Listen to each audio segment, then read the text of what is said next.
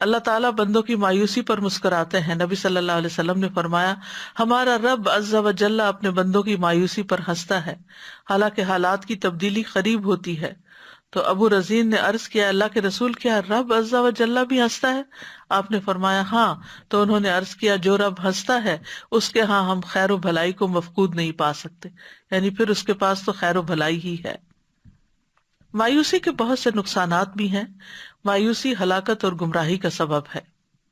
اور قاسمی کہتے ہیں دنیا سے محبت کرنا اور اس کو آخرت پر ترجیح دینا اور اللہ تعالیٰ کی نعمتوں کی ناشکری کرنا اور ان کے شکر سے اعراض برتنا اور جو تکلیف اس کی تقدیر میں لکھی جا چکی ہو اس سے چھٹکارا حاصل کرنے میں بے صبری اور مایوسی کا مظاہرہ کرنا، یہ سب گمراہی ہے. اور گمراہ لوگ گمراہی کی وادی میں جا پڑتے ہیں اور مایوسی ہی اس بات کا سبب بنتی ہے. پھر مایوسی میں تباہی ہے. ابن مسعود رضی اللہ عنہ کہتے ہیں تباہی دو چیزوں میں ہے، مایوسی اور خود پسندی میں.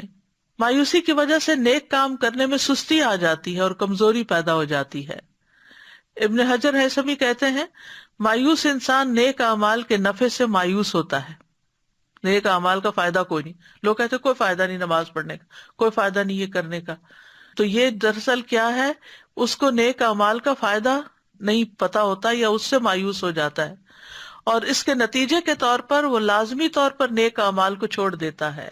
تو کتنی بڑی یعنی گمراہی کی بات ہے کہ انسان اپنے سے یہ سوچ کے کہ نیکی کا کوئی فائدہ نہیں. یہ آپ دیکھیں لوگوں نے کیسے کیسے محاورے بنا رکھے ہیں، یہ کوئی نیکی کا دور ہے، آج کسی کے ساتھ بھلائی کرنے کا وقت نہیں. حالانکہ انسان بھلائی جب اللہ کے لیے کرتا ہے تو کسی انسان پر تو کوئی احسان نہیں انسان کا.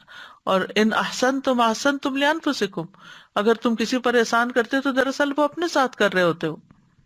پھر اسی طرح یہ ہے کہ اگر انسان مثلاً دنیا کی نعمتوں کے لیے کوشش کر رہا ہوتا ہے اور محروم ہو جاتا ہے تو غم اور پریشانی اس پہ چھا جاتی ہے.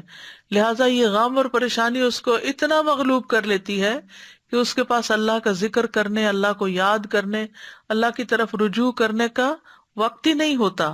تو ایسا قابل رحم آدمی ہمیشہ کے لیے پھر ذکر سے بھی مایوس ہو جاتا ہے، یعنی چپ کر کے ہاتھ پہ ہاتھ رکھ کے صرف گھور رہا ہوتا ہے یا پریشانیوں کا شکار ہوتا ہے.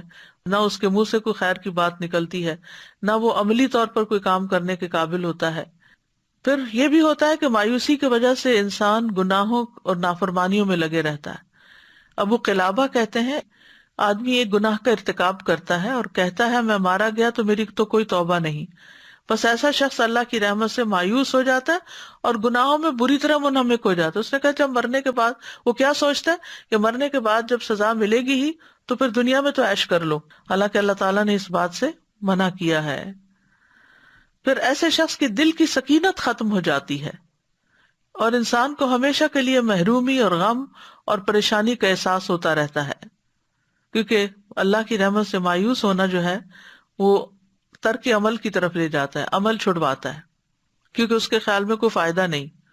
اور یہ مصیبتوں میں سے ایک بہت بھاری مصیبت اور کبیرہ گناہوں میں سے ایک بہت بڑا گناہ ہے.